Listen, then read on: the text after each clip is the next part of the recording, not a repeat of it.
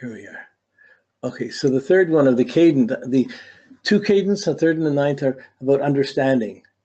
Two cadent houses are about transforming. They're both changing and adjusting, but one is about transforming behavior, and the other is about transforming or changing one's understanding, or having multiple understandings or outlooks. So when Pluto's in a mutable sign, not mutable sign, in a cadent house, there's probably multiple fears or several blocks or several things that one has to come to terms with. There's a way of trying to transform it or change it or fix it or understand it differently. And the struggles will come out like this. So if it's in the third or the ninth house, there's going to be a battle about what's true or what's not. And someone's going to say, your parent or a brother or sister has got to be this way. This is the way it works. And you know it's different, but you're having to put up with that. And you're having to fight for it and trying to fight to find your own understanding. And against the other fact of other people telling you what you have to do, how you have to see things.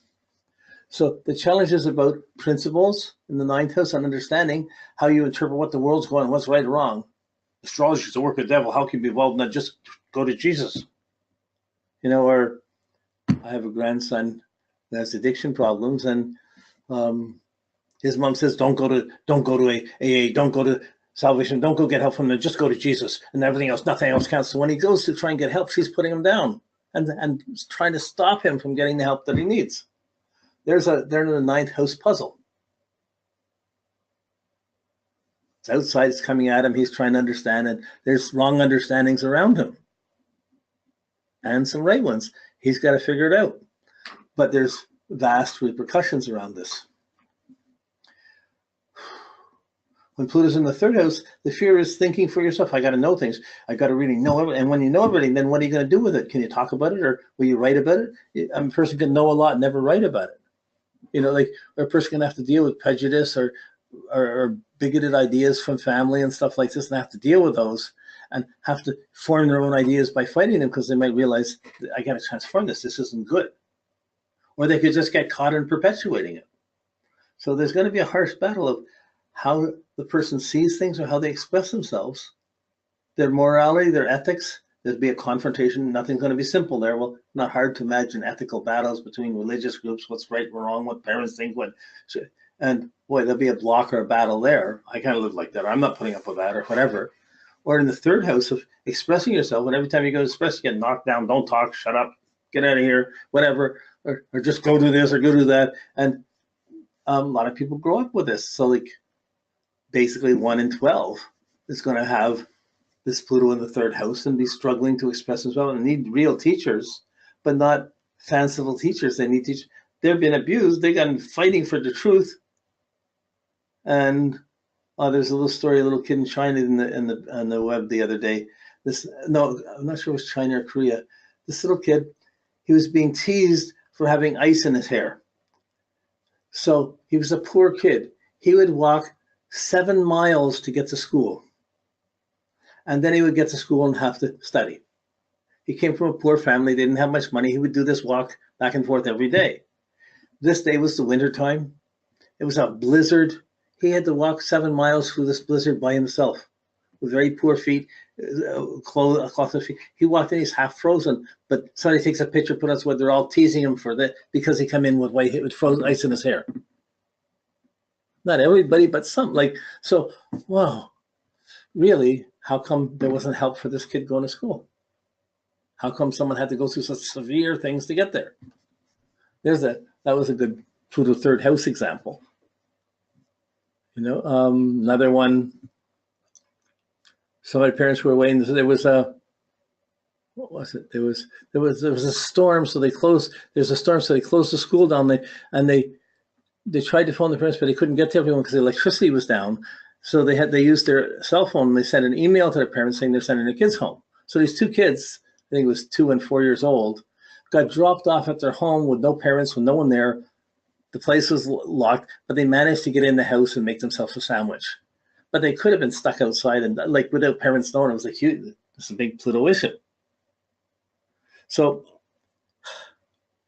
yeah, it's not something, you just get a sense of it and you start wondering, start looking, and so it's easy to pick news stories that will come out with bring out these things, but it's when you're dealing with one person, it's their personal life. You're having to walk into it carefully, and you're just looking and observing. And sooner or later it will come up. No, but it doesn't mean it doesn't have to be the first thing you talk about. You deal with all the normal things, and like a lot of times you might not even talk about this in a session until someone's ready for it. When Pluto's in the 6th or the 12th house, the houses of transformation and adjustment, the 6th house is the healing house. But there can be fears about healing, fears about health that can create blocks and difficulties with health. The first interpretation, if you look at a traditional book, confrontations, difficulties around health. But really, it's a need to fight, to be healthy, to live healthy, to adjust your life, to get rid of the bad things. And you're trying to get rid of bad input so you can like yourself, so you can make it better. So that forced transformation. Nothing like the fear of death or getting a judgment that you're going to die in 6 months to have to make it better and maybe you can get past it. But I'm not saying that's specifically, and I'm taking perhaps exaggerated examples, but there's a fear that I could have this worry, I could have this worry. There's fear of your health. It could be part of a hypochondriac thing, and you just have to get healthy and not be hypochondriac. Easy to say. So you get the nerves, and then you're trying to work, how do you work around this? How do you work through this? How do you make use of this? You'd have to talk about how are you eating? What are you doing? What's your lifestyle? And so for the 6th house is powerful confrontations around duty, around health, around improving yourself. If you got bad breath, no one's going to tell you about it, but you're going to have to figure it out, or you're not going to be very alone.